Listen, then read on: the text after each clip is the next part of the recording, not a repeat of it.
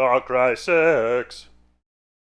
The AI is really terrible. Hey ho hey ho hey ho oh no.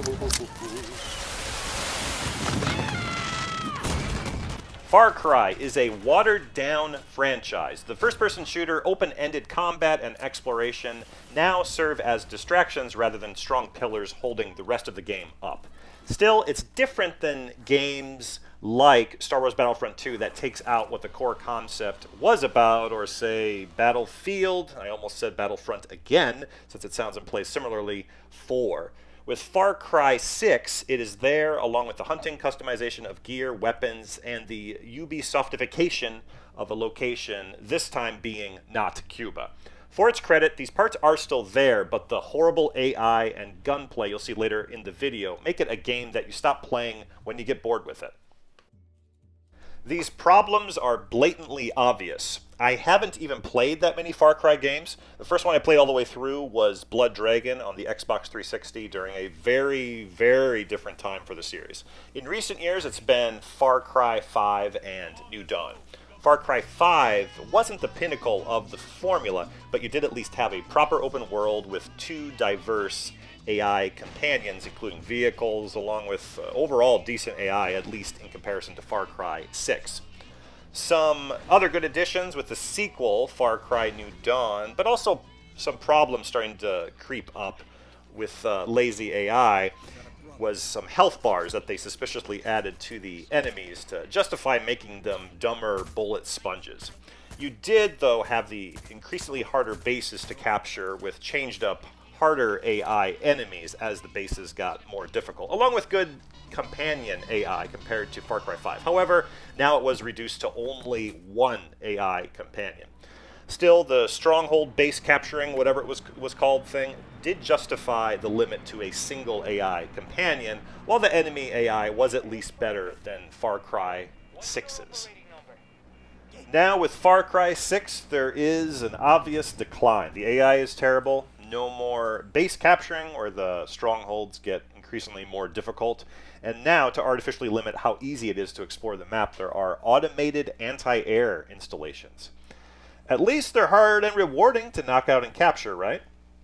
Well, they're unguarded, not that it would matter given how bad the enemy eye is, and you just blast it with your get-out-of-jail-free card super weapon for vehicles and massed groups of enemies. Or you can just throw a single Molotov cocktail, and that knocks it out. So it's not used as something that is meant to be difficult. It's just to get in the way and make it artificially take longer. Sooner or later, you just get bored of playing. The moment I stopped playing was after capturing a fort close to the hard final region after playing, but not finishing the first mainland region. This is after the tutorial Rebel Island area. So not terribly far into the game even. With this place, there was this courtyard. It had this second floor enclosed area, and then I would die like a few times battling bullet sponges in the courtyard area, but I would get into the enclosed second floor. They had like prison cells equipment here, and the alarm was triggered every time. I tried like the stealth approach, but in this instance it was triggered. A helicopter flies in like other forts, but the AI would just stay out of this indoor area because for whatever reason it wasn't programmed to pursue the player there. Meanwhile, I'm ignoring my like crappy companion alligator that I've had the whole time. And because of this, I could cheese my way out to capturing the base. It's either something like this, or you just get sick of casually taking over bases where the AI is just standing around.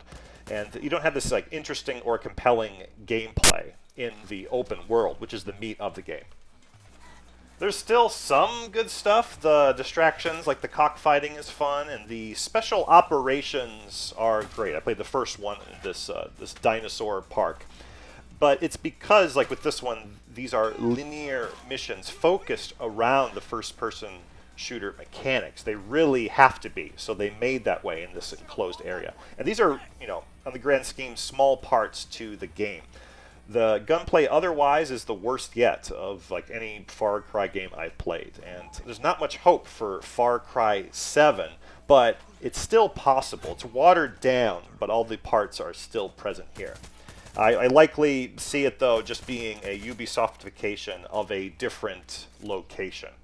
I recommend renting this one, or if you can't, then it's a pass. There are several games this holiday season out now, likely in the same boat as Far Cry 6, maybe more than ever. Just trying to distract you, play for a while, you get sick of it. And that's why you hear, I think a lot of gamers, they play a game for a while and then they get sick of it and move on to something else. I haven't played Call of Duty Vanguard, but that looks like it screams GameFly too. If you own a console, the best way is through GameFly. I'll put a link in the description. Otherwise, really, Far Cry 6 is a pass. Let me know what you guys think in the comments below. Like if you like this video, dislike if you disliked it. Really like to consider subscribing, and I will. See you next time. Far Cry 6.